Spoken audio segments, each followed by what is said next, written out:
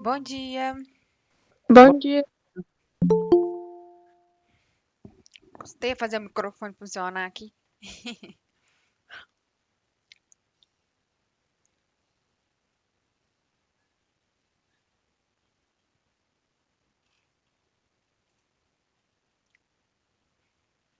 E aí, todo mundo bem? Sim, e você? Tudo, né? Essa semana que passou aí deu pra relaxar, curtir um pouquinho, renovar as forças até chegar 21 de dezembro. Ah, deu, né? Vai ser dia 21 que vai terminar mesmo? Uai, o nosso calendário que recebemos aqui tem algo a ver com 21 a 23, alguma coisa assim. Eu sei que é uma semana antes da outra escola. Lá na outra escola vai terminar 29, então é mais ou menos isso. Porque não foi falado pra vocês ainda não. Não, é porque foi falado que seria, tipo, entre 20 mesmo. Aí a gente não sabe, tipo, 20 exato. Ah, tá. Entendi. Achei que eu já tinha falado demais. Pra variar, eu sempre falo demais.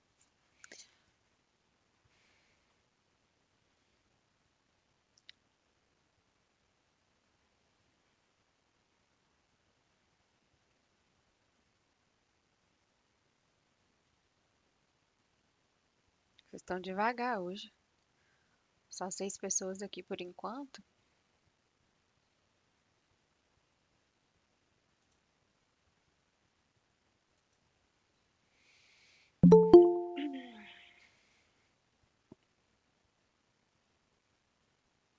Quem que aproveitou aí a semana de descanso para assistir Chernobyl?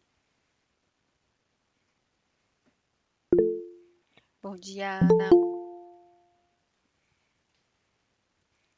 Aposto que ninguém, né? Ninguém aproveitou tempinho free para poder assistir uma Netflix, né?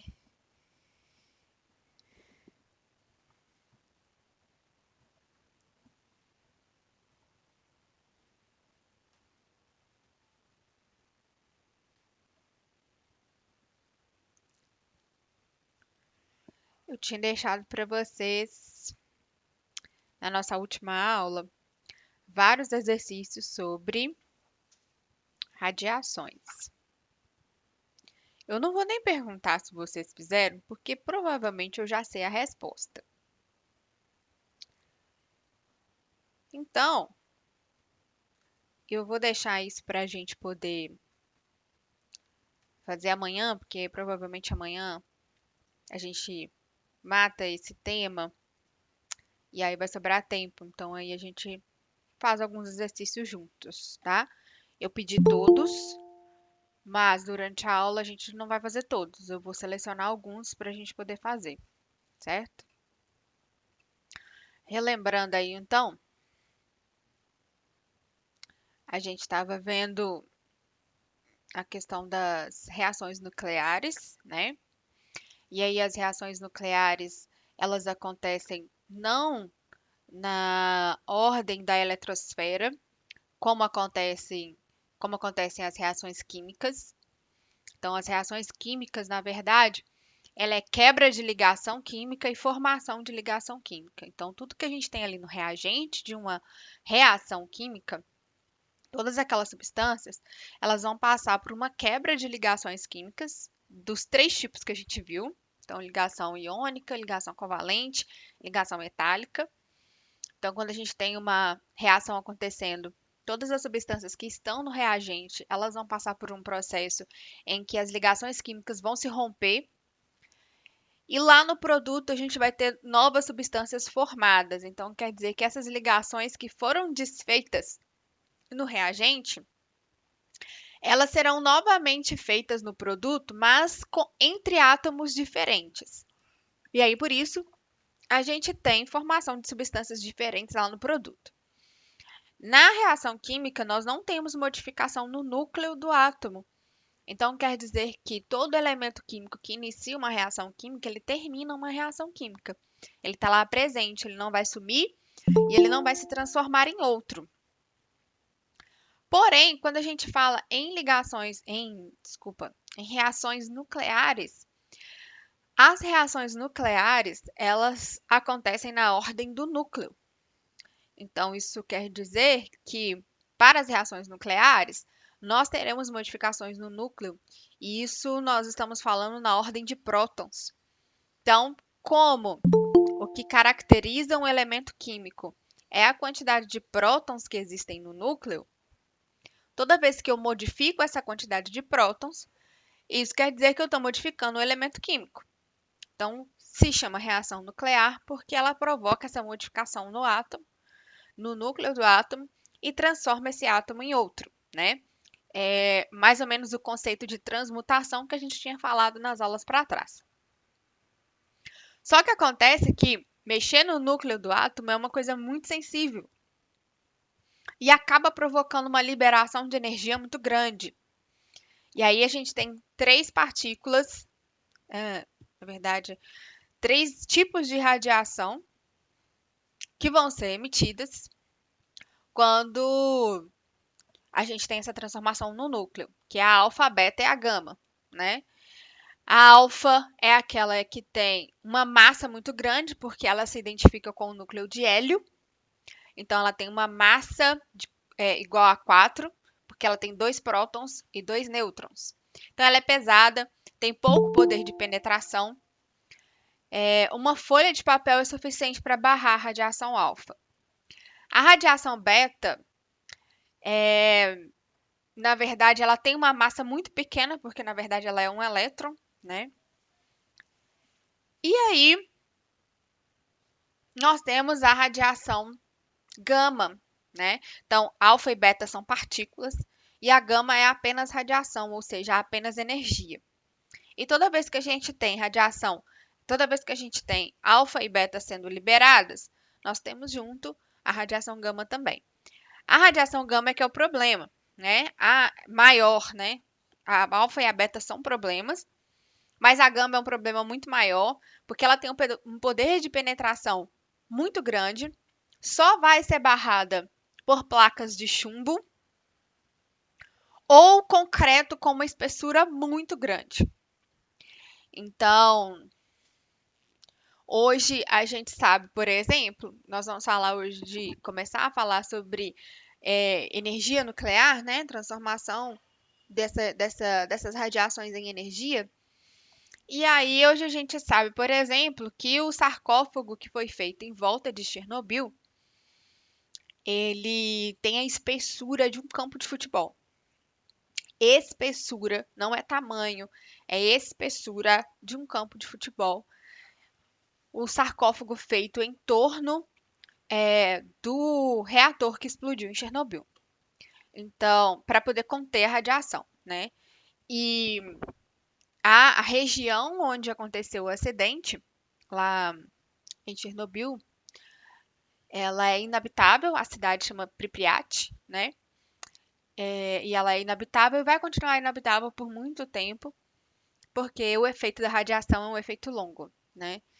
Então demora muito tempo para poder sumir do local onde ela aconteceu.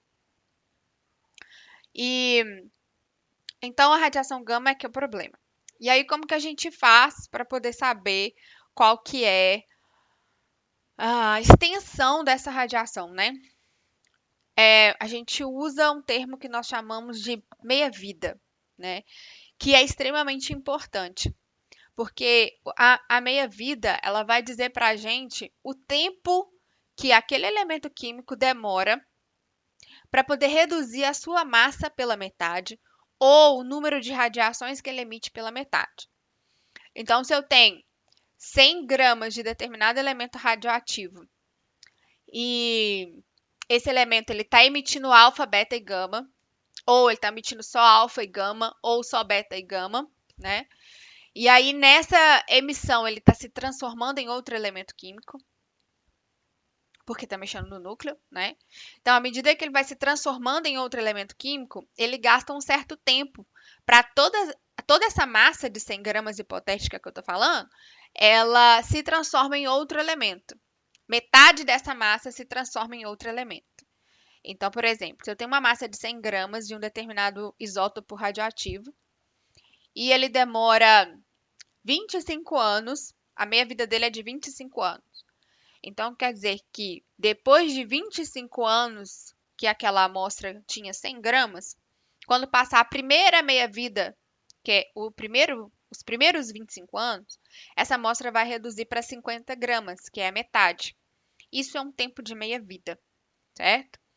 À medida que forem passando mais meia-vidas, isso vai reduzindo pela metade novamente. Então, a primeira meia-vida com 25 anos reduziu de 100 para 50. A segunda meia-vida, que é mais 25 anos depois, vai dar um total de 50 anos, vai reduzir essa massa para 25 gramas, que é a segunda meia-vida. Então, iniciei com 100, passou 25 anos, ficou com 50, passou mais 25 anos, ficou com 25 gramas, que é a metade de 50. Quando passar mais 25 anos, aí vai dar um total de 75 anos, a gente ainda vai ter 12 gramas e meio. Quando passar mais 25 anos, a gente vai ter 6,25 gramas. Até sumir tudo, ou até isso tudo se transformar, toda essa 100 gramas se transformar em outro elemento químico. Só que a gente tem um porém aí no meio do caminho, né? Porque pode ser que, ao se transformar em outro elemento, esse outro elemento que surgiu, ele também seja radioativo. E aí pode ser que a meia-vida desse próximo elemento radioativo formado a partir do decaimento de um anterior, ele tem uma meia-vida maior. Ou pode ser que a meia-vida dele seja de segundos. Então, temos aí várias coisas que podem acontecer durante esse tempo de meia-vida, tá? Todos os exercícios que eu deixei para vocês falavam até aí. Falavam da descoberta da radiação, falava dos tipos de radiação, falava das equações de radiação e falava do tempo de meia-vida. Então, só para a gente relembrar aqui, vou voltar no livro para vocês lembrarem o que eu estou falando.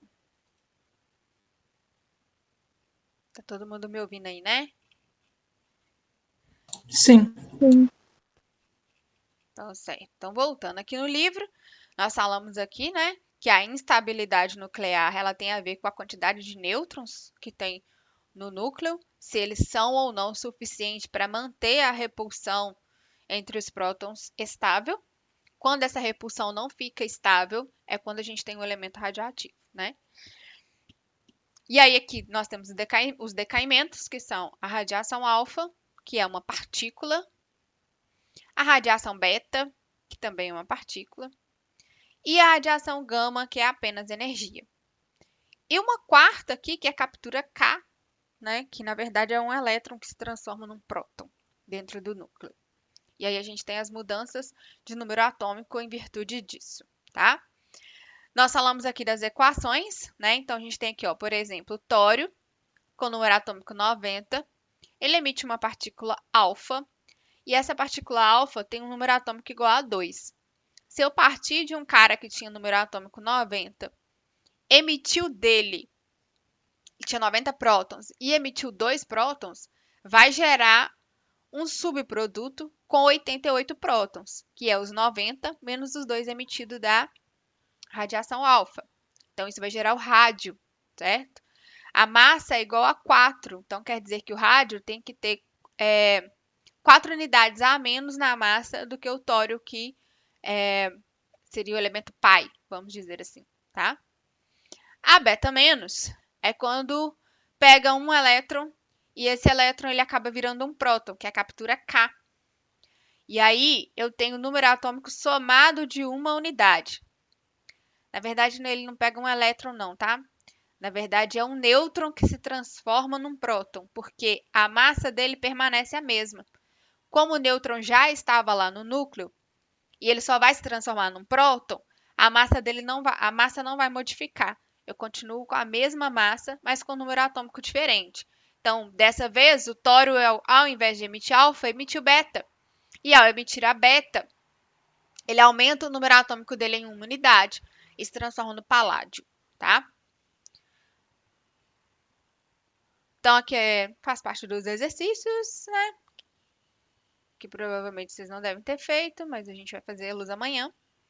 Aqui nós falamos dos efeitos biológicos da radiação, e aí foi quando eu passei aqueles trechos de Chernobyl para vocês verem como que é esse efeito agudo, que é quando a gente tem uma exposição muito forte à radiação, e aí o nosso organismo precisa de lidar com aquela quantidade muito grande de radiação, né?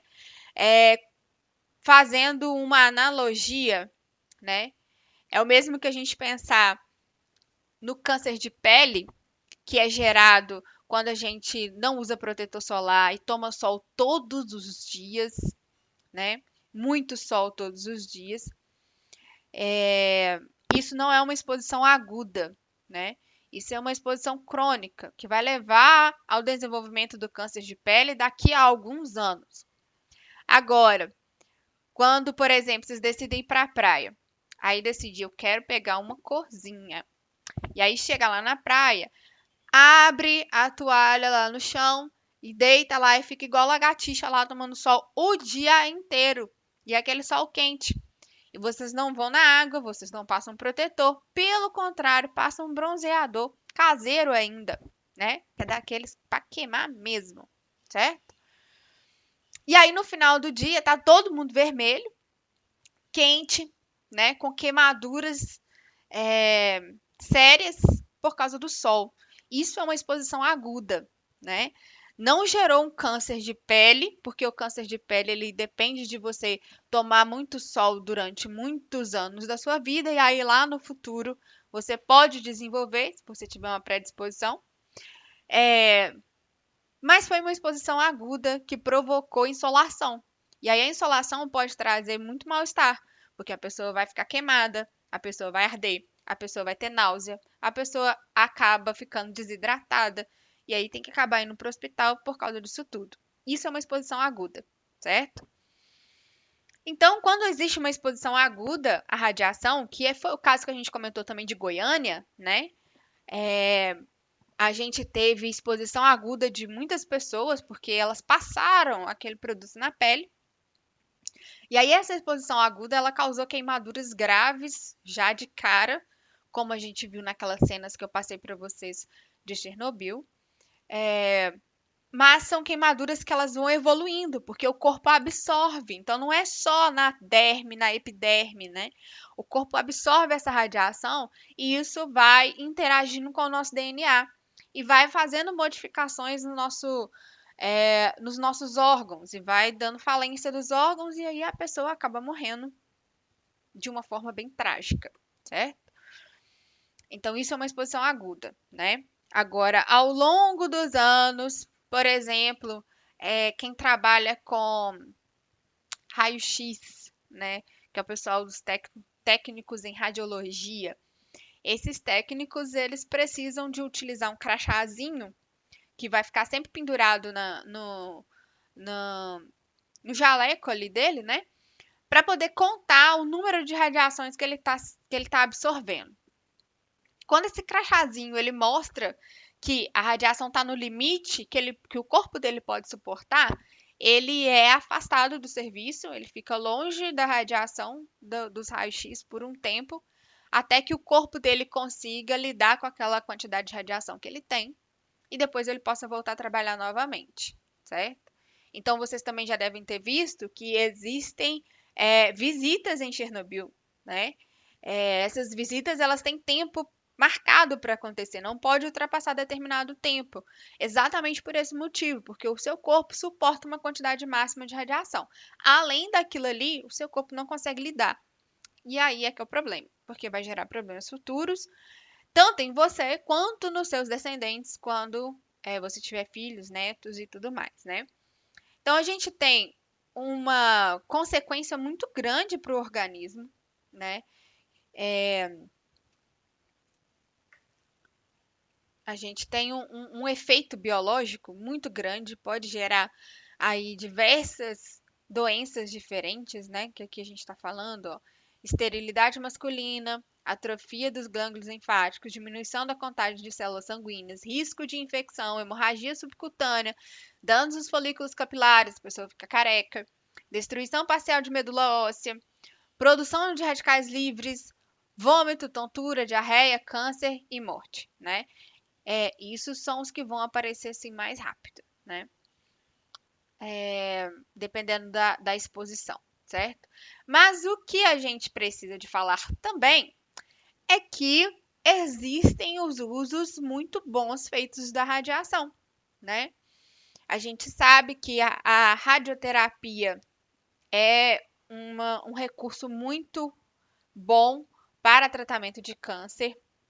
Então, é uma coisa muito estranha da gente falar, porque ao mesmo tempo que a radiação causa o câncer, ela também pode ajudar a acabar com o câncer, né? Então, é uma coisa meio estranha da gente falar. Então, a gente usa isso para poder fazer tomografia, usa radiação para poder fazer raio-x, usa radiação em técnicas de preservação de alimentos, para ele durar mais tempo na prateleira. Isso não faz dele um alimento radioativo, você não vai comer ele radioativo, mas ele vai ter.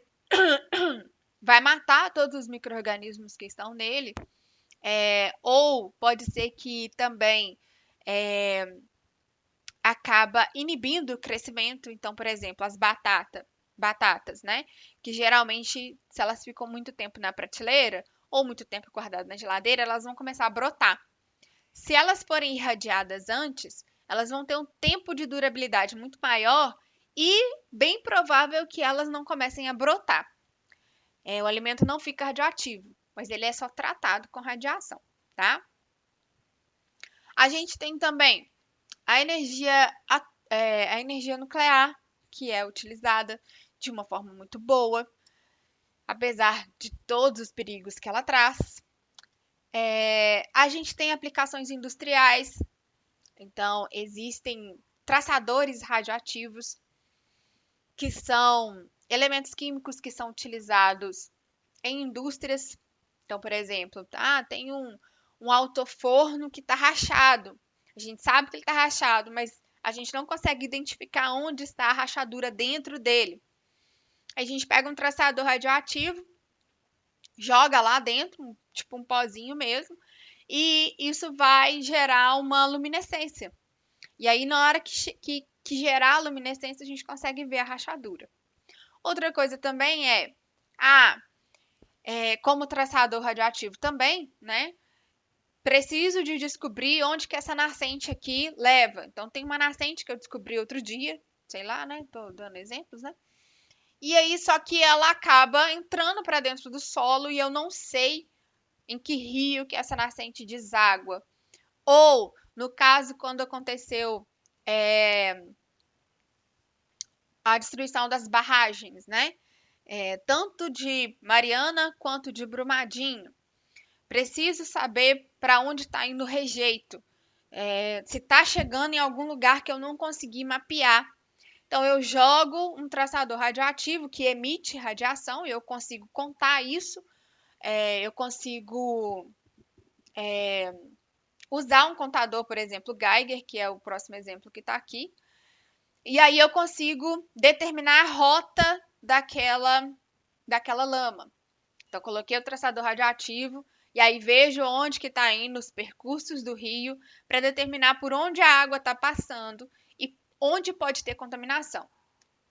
Geralmente, esses traçadores, e existem traçadores de saúde também. Então, por exemplo, se eu preciso determinar o tamanho de um câncer de tireoide, por exemplo, a gente usa um traçador de iodo radioativo. E aí esse iodo ele vai parar como é que chama o negócio aqui que eu acabei de falar e eu esqueci o nome? Tireoide. Vai chegar lá na tireoide, vai direto lá na tireoide e a gente vai conseguir mapear o tamanho fazendo uma tomografia depois, porque ele provoca uma cintilação. uma cor diferente na tomografia. Então você consegue determinar o tamanho. Esses traçadores que são utilizados dessa forma, eles têm meia-vida curta. Então ele é utilizado numa quantidade muito pequena para não causar mal nem para a pessoa que está tomando e nem para o ambiente onde a gente está utilizando. E a meia-vida dele é curta. Então quer dizer que ele é escolhido a dedo para ter uma radiação baixa, para emitir baixa radiação, para que o elemento que ele se torne não continue sendo radioativo, né? Então ele vai se transformar num outro elemento e esse elemento não vai trazer perigo nenhum, nem para a natureza, nem para a pessoa que está tomando. E a meia-vida dele seja baixa, seja de no máximo horas ou alguns dias, dependendo dos casos, né? Ou alguns minutos, dependendo do caso. Para que o nosso organismo ou o ambiente consiga dar conta daquilo ali muito rápido, tá? Então, nós temos diversos usos, né? É importante a gente saber o tempo de meia-vida, porque pelo tempo de meia-vida é que a gente vai determinar quais são, qual o elemento mais, qual o isótopo mais indicado para poder fazer determinadas coisas. Então, isso é importante a gente saber, tá? Então, aqui é o contador Geiger, que para quem viu tanto Chernobyl quanto Dark, esse contador aqui, ó, ele é muito utilizado em Dark, né, para poder mostrar onde tem a radiação, né, onde eles guardam os tambores lá com o vazamento de elemento radioativo. Aqui é uma tomografia para poder mostrar aqui, né, a evolução do Alzheimer. Na agricultura, que eu já falei com vocês, que é o caso da irradiação. É utilizado em várias coisas, por exemplo, aleatórias, né, que a gente quase não sabe, mas é utilizado. Para a produção de joias, de gemas, né, que são joias falsas. Não é utilizado por qualquer um, porque você precisa de uma fonte radioativa para isso, certo? Mas existem algumas joias que elas têm determinadas pedras preciosas, né, determinadas gemas, que elas são feitas artificialmente, elas não são retiradas da natureza por manipulação nuclear, tá? Aí aqui é a cinética que a gente estava mostrando sobre o decaimento radioativo, sobre a minha vida. Eu não lembro se a gente falou sobre a datação. A gente falou sobre a datação do carbono 14?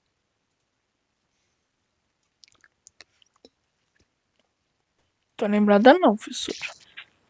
Então eu acho que é aqui mesmo que eu tinha parado, né?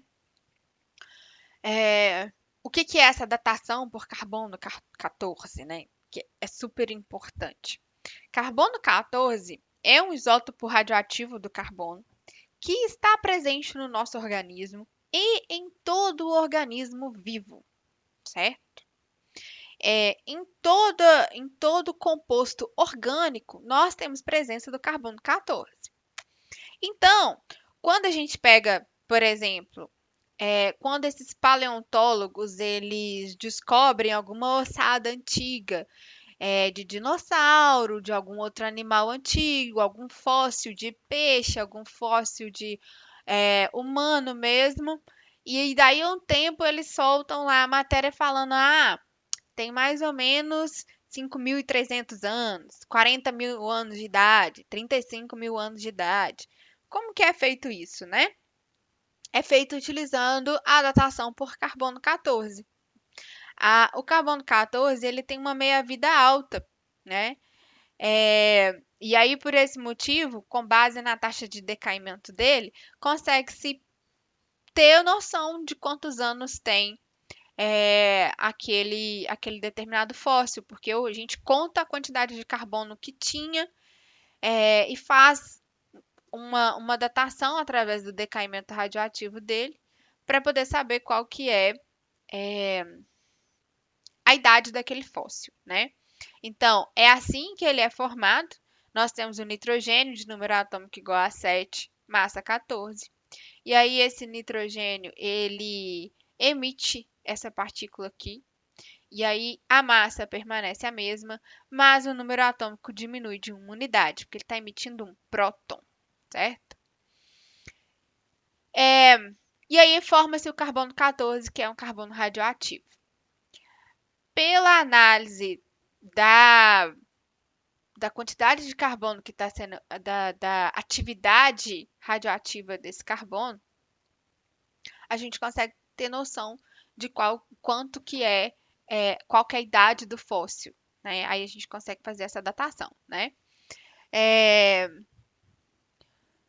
Então tá aqui, ó. No entanto, quando uma planta ou animal morre, ele não incorpora carbono e o decaimento radioativo começa a alterar a proporção de carbono 14 para carbono 12. Porque carbono 12, que é o nosso carbono que a gente sintetiza e a gente produz, né? Ele é produzido ao longo do tempo em que a gente está vivo. Depois que a gente morre, a produção de carbono 12 para. Então nós temos uma relação entre carbono 12 e carbono 14. Quando morre, o carbono 12 para de ser feito, né? Mas o carbono 14 continua lá, porque ele tem uma meia-vida muito alta. O carbono 12 vai acabando, enquanto o carbono 14 continua, porque ele tem meia-vida de 500 e poucos anos, se não me engano, certo? É, E aí, através dessa relação, a gente consegue fazer a datação do carbono 14, né? Então, o exemplo que está aqui, ó, é a aplicação do teste do carbono 14 para determinar a idade do santo sudário. Não sei se vocês conhecem ou se vocês já ouviram falar, mas para os católicos, tá? Eu não sei se os evangélicos veem essa parte. Eu não sei porque que eu não aumentei essa tela ainda. Mas o Santo Sudário, ele é dito como a toalha, né, ou o tecido que enxugou, que foi colocado em cima de Cristo, e aí acaba tendo as marcas dele, né? Então aqui tem uma ideia do que é o Santo Sudário. E aí tem aqui, né, que está mostrando tudo direitinho aqui relacionado com as manchas que existem aqui no Santo Sudário, né? E aí esse Santo Sudário ele foi pesquisado várias vezes para saber qual que era a idade dele. E essa idade dele, claro, ela foi datada pelo carbono 14, né? Então ele é um tecido de linho que foi usado para envolver o corpo de Cristo morto, no qual ficou marcada a fisionomia dele, né? E aí na década de 80 foram feitos testes com carbono 14, e aí chegou-se à conclusão de que o tecido usado, ele era da Idade Média.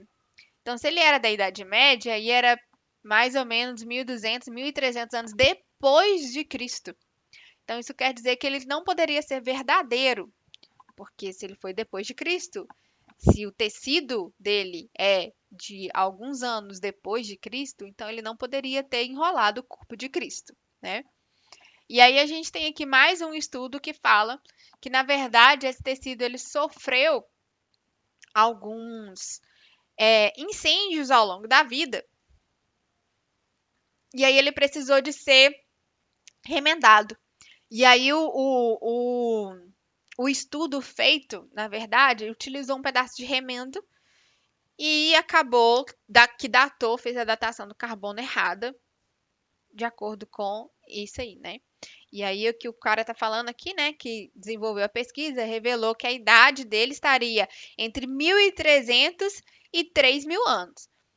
E aí é que tá, porque se é 1300 anos, foi depois de Cristo. Entre 1300 anos e 3000 anos é um período muito longo. Então não se sabe se o santo sudário ele é verdadeiro ou ele é falso, por causa da datação do carbono 14. Então é muito utilizado para poder fazer esse tipo de datação de peças antigas, de fósseis e tudo mais, tá? É... Que é muito importante, né? Porque revela a idade de vários fósseis que a gente encontra aí, que são encontrados na Terra. Alguém quer falar alguma coisa, gente? Vocês estão caladinhos, eu tô só falando direto, sem parar. Vocês não compartilharam muita coisa comigo hoje.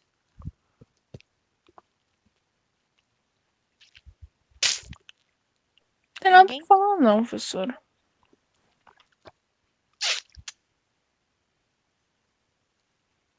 Então tá. Próxima coisa que a gente tem para falar aqui é sobre fissão nuclear, né? Alguém já ouviu falar o que que é fissão nuclear? Ou, sem falar de fissão nuclear, a palavra fissão remete ao quê? Não sei se tá certo, mas roçar. Forçar, Roçar uma coisa na outra. roçar uma coisa na outra? Você tá falando do tipo de friccionar? De fricção? Uhum. Não, é diferente. Diferente. Fissão ou fissionar é você provocar uma fissura. Fissura é uma rachadura, tá? Então, quando a gente fala em fissão nuclear, nós estamos falando de núcleos que vão sofrer uma fissura, ou seja, que vão se quebrar e vão se romper e vão se transformar em outros núcleos, tá? Então, o que que acontece durante uma fissão nuclear, né? A gente falou até agora de emissões naturais. Então, alfa, beta, gama, existem elementos que eles são radioativos naturalmente, e eles vão emitindo isso ao longo da vida dele, vão se transformando em outros elementos que podem ou não ser radioativos, mas isso vai acontecendo ao longo da vida dele. Agora, existe uma forma da gente acelerar esse processo, que é a fissão nuclear, né? O que que é a fissão nuclear? A fissão é quando a gente pega um núcleo que já é radioativo, né, por natureza, e aí a gente pega um nêutron, acelera esse nêutron para ele ter uma velocidade muito alta, e esse nêutron ele se choca com esse núcleo. Na hora do choque, é um impacto tão forte que faz com que esse núcleo se divida em dois núcleos diferentes. Então, nós vamos ter aqui, ó, um nêutron, né? Vai ficar instável, porque ele vai gerar dois outros núcleos. Aí ele gera o criptônio, ele vai se dividir no criptônio e no bário. Então, se a gente vê 36 do criptônio com 56 do bário, vai dar o número atômico 92, que é o número atômico do urânio, certo? Nesse processo, eu tenho 3 nêutrons sendo liberados e radiação gama. Então, eu tenho a produção de dois núcleos diferentes, criptônio e bário, e tem a geração de mais 3 nêutrons que vão sair com uma velocidade super alta. E aí, esses 3 nêutrons, eles vão ser responsáveis por encontrar outros 3 átomos de urânio. E aí, cada um desses átomos vão se romper em dois núcleos de novo e vão liberar mais 3 nêutrons. Cada um deles. Então, vai dar um total de 9 nêutrons. E aí, agora, esses nêutrons eles vão colidir com 9 núcleos de urânio diferentes. Isso provoca o que nós chamamos de reação em cadeia. A reação não para. Enquanto houver núcleo de urânio, essa reação vai continuar, certo? Então, isso aqui está representando essa reação. Então, eu tenho o primeiro nêutron, bateu no primeiro átomo de urânio, transformou-se em bário, em criptônio e liberou três nêutrons que estão numa velocidade altíssima. Cada um deles vão encontrar um átomo de urânio diferente. E aí, na hora que se chocar, vai gerar dois núcleos de novo, criptônio e bário, e vão liberar mais 3 nêutrons, que vão encontrar com mais 3 átomos de urânio.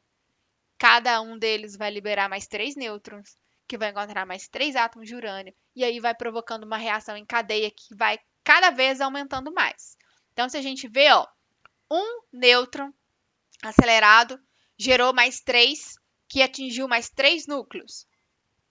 Cada núcleo gerou 3 partículas de nêutron. Então, isso aqui deu 9 agora. Vão atingir 9 núcleos. E vão gerar mais 18 partículas depois, que vão acertar 18 núcleos. Então, essa reação ela só vai aumentando, certo? Se não tiver como parar ela só vai acabar quando não tiver mais urânio disponível para o nêutron poder atacar. Então, quando não tiver mais urânio disponível, é que a reação vai acabar. Esse é o princípio de funcionamento da bomba atômica, certo? É assim que uma bomba atômica funciona, tá? Uma bomba de fissão nuclear. Então, a gente coloca o combustível lá, acelera um nêutron. Geralmente, essa aceleração do nêutron ela acontece com a explosão de uma bomba anterior. Então, acelerou o nêutron, ele se choca com o núcleo de urânio ou algum outro elemento radioativo. E aí isso provoca uma reação em cadeia até que todo o combustível da bomba tenha se transformado, tenha se rompido e liberado toda a energia suficiente.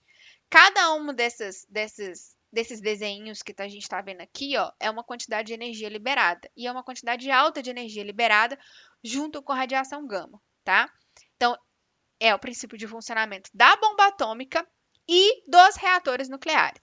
Agora, de dever de casa, vai ficar para vocês pesquisarem qual que é a diferença entre uma bomba atômica e um reator nuclear, certo? Porque se é o princípio de funcionamento dos dois, tem que ter uma diferença entre eles, porque se não tiver, o reator pode virar uma bomba, né? Que é como a gente já viu lá em Chernobyl. Então, dever de casa para vocês de hoje para amanhã, pesquisa rápida, certo? Qual a diferença entre uma bomba atômica e um reator nuclear? Beleza? Beleza. Vou encerrar a aula aqui então. Beijos para vocês. Até amanhã, 9h50, tá? Tchau, professora. Tchau, Tchau, fica com Deus. professora. Tchau. Tchau, Ana.